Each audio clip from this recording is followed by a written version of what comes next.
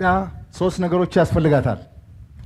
አንደኛ ሰላም፣ ሁለተኛ ልማት፣ ሶስተኛ የባህር በር። 30 ዓመት ተኝተናል። አሁን ነቅተናል። ጥያቄያችንን እንቀጥላለን። ሰላምም ልማትም ባህር በርም እናሳካለን።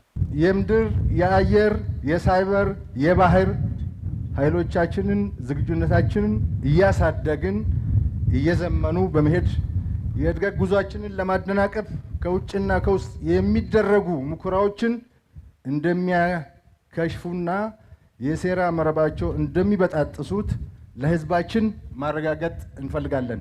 ባህር በር ላይ እንድንወጣ ያደረጉን ጠላቶች እንድንወጣ የሰሩ ጠላቶች ለ60 ዓመት ለ70 ዓመት የሰሩ ጠላቶች አሁንም ስራቸውን ቀጥለዋል። ከባህር በር እንድንወጣ ያደረጉን እነሱ ናቸው። እኛ ተሳስተን ተባብረን ሊሆን ይችላል። የኛ ልጆች ተሳስተው ትብብር አድርገው የባህር በር ጥቅም ያልገባቸው በወጣትነታችን ተቀስቅሰን አምነን እኩልነት መስሎን ትብብር አድርገን ሊሆን ይችላል። ዋነኛው የአጀንዳ ባለቤት ኢትዮጵያን የባህር በር የማሳጣት አጀንዳ ባለቤት ግን ታሪካዊ ጠላት ነው። አሁንም ቀጥሎበታል።